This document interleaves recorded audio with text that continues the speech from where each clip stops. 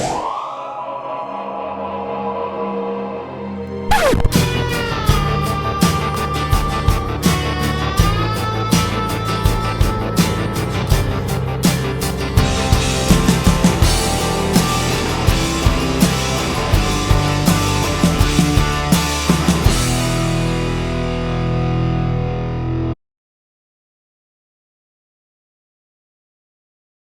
they are today. So without much further ado, the first album is a stone cold classic, and this is Duran Duran by Duran Duran.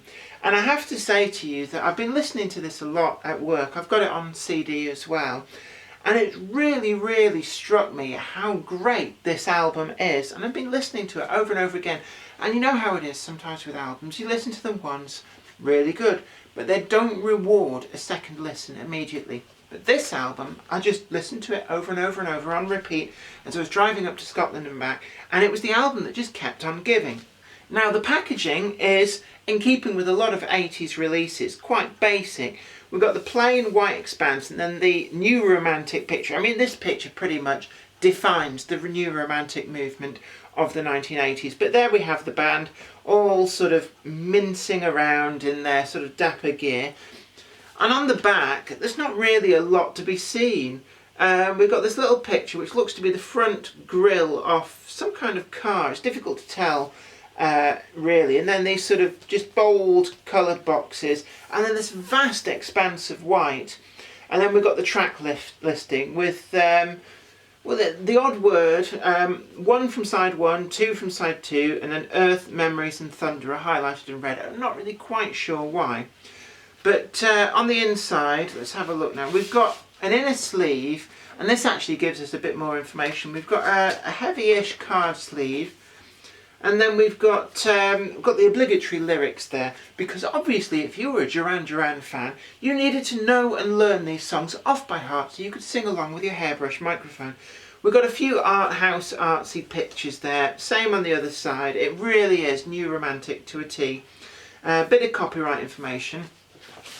The actual disc itself, it's a fairly typical 80s pressing.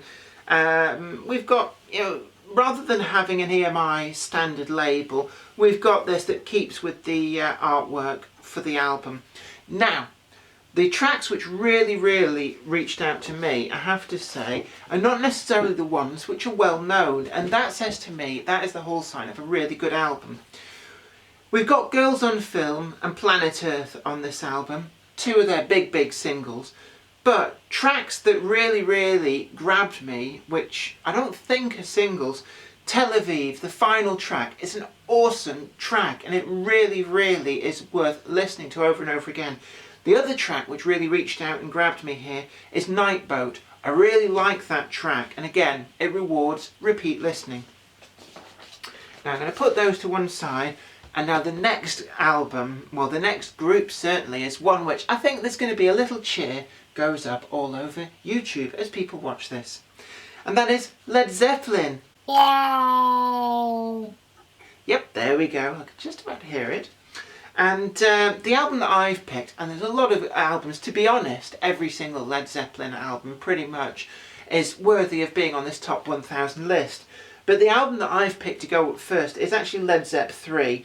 And the first 4 albums that Led Zeppelin recorded have come to be known as Led Zeppelin 1, 2, 3 and 4. Certainly I know 4 just has like 4 weird symbols on it, but it's known as Led Zeppelin 4. This was the 3rd instalment, and it was actually quite amazing. I believe that they basically released 4 albums in probably 2, maybe 3 years, and every single track on these is great music.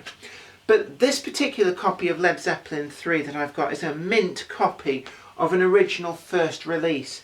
Now, if you had this as a re-release, or God forbid you're listening to this on another format, how could you? But you might not necessarily know that the front cover artwork has a little trick up its sleeve, and this must have been quite expensive to release initially. And that is that even though it's a gatefold, and we've got all the pretty pictures in there, if we look at the front of the gatefold, well, it's only a single disc album. But what is this inside the front? When I spin this round, and it's a bit difficult to do whilst trying to hold it in another hand, let's just see, can I do this? Come on. Just decide, oh, there we go. You see, we can spin this in a disc that's all colour printed, and there's holes cut out in the front cover. So you can effectively change whatever is being displayed on the front cover. That's a very nice touch, and this is actually a very mint copy. I was quite pleased when I tracked this down. There's not even dings in the corners, and I normally keep this in a polyurethane sleeve just to make sure it doesn't acquire any damage. On the back there, you can tell it's a first release. There's no barcode or any information about the evils of CD, so that does place this very early on. Inside we've got all these pretty pictures, and we've just got a track listing there with copyright information, and that's pretty much all we get on the inside.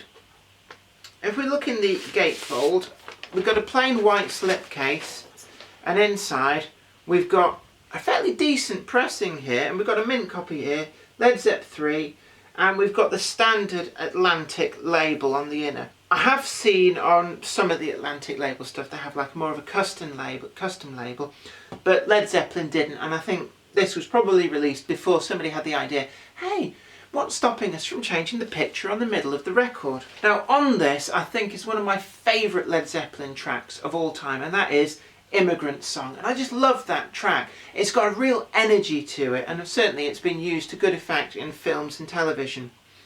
Now, Since I've Been Loving You is another good track on here. We've got, well, some of the other tracks are probably not as well known. Certainly not as well known as maybe some of the tracks off Led Zeppelin 1 and 2, or even Led Zeppelin 4, it's got Stairway to Heaven. But all of these tracks are good. You can put this album on and you can listen to it, and you don't find yourself feeling like you have to skip tracks. And that is always the hallmark of a really, really good album. Now I'm going to put that to one side, and we're also going to introduce a third new artist to our 1000 Greatest Records list.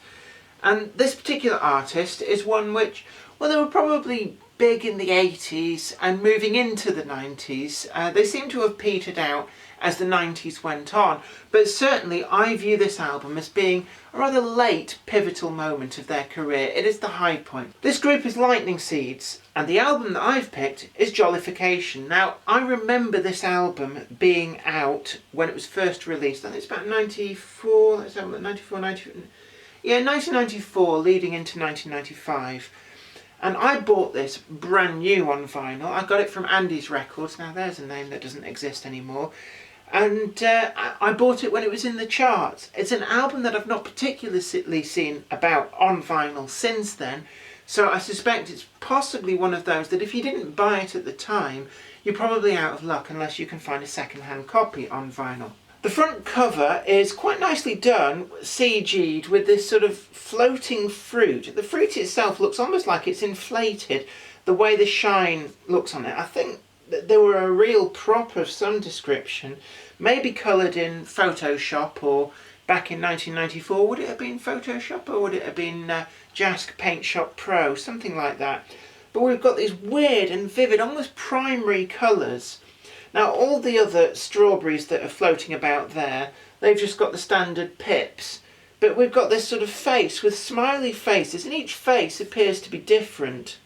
And, it's a very eye-catching cover. It's one of those that, if you saw this, it would really grab your attention. And it was eye-catching for me, really. And there was quite a few tracks that were on this that were played heavily on the radio at the time, which helped in my decision in buying it. Back then, all I had was pocket money to go on, and I didn't have a lot of that. And, a chart album was still like $12.99, $11-12.99 on vinyl. And it was a lot of money for a teenager. On the back we've got the full track listing, and we've got tracks like Perfect, Lucky You and Change. They're probably the three best known tracks off this. Certainly they were singles. I've got some of them on 12-inch single as well. It was back in the days when I did make the effort of buying singles as well as albums. But in my view, they're not necessarily the most striking tracks on the album. Two of my favourites are right at the end, Punch and Judy track 9 and Telling Tales track 10. I just love those tracks. There's a real emotion and energy to these tracks. Certainly as a Lightning Seeds offering, this is, in my view, their best. Now, there are other albums. There was an album that came afterwards. I can't remember what it was called, but I do remember one of the singles was Sugar Coated Icebergs. And that album was a disappointment. I remember it being a disappointment. I remember listening to it and thinking, no thanks. I do have some of the albums that came before this, and they are good. But this is certainly the most refined point of the Lightning Seeds back catalogue. Now, Ian Brody is, or Brody, I'm not sure.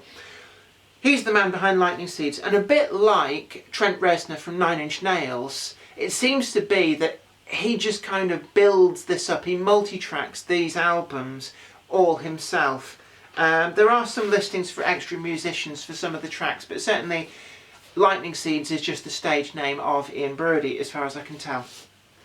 Now, the inner sleeve, we've got this lovely, again, picture to match the front and back cover. Then on the other side, we've got printed over that, we've got the full lyrics and a little bit of copyright information as well. It's actually quite hard to read this because the text they've picked is very close to the colour of the clouds in the skyscape behind. But let's see, we've got still quite a reasonable press. It's not the thickest press that I've come across in the past, but the sound quality is pretty much okay. It has been listened to quite a lot. I can see against the light, there's a lot of fingerprints on this. And then we've got the standard Sony Epic label information on the middle. Well, there's 3 tracks which I do really think are very much deserving of being in this top 1000 list, and certainly 3 artists which it's about time that they were added to this list. Now, I hope you've liked this video. If you have, don't forget to like it and share it too. And look back through our huge portfolio of videos, and you can see all the other top 1000 vinyl videos and also all the other stuff that we do on this channel. Anyway, don't forget to take very good care of yourself, and this is me, Jenny Kirk, saying until next time, bye for now.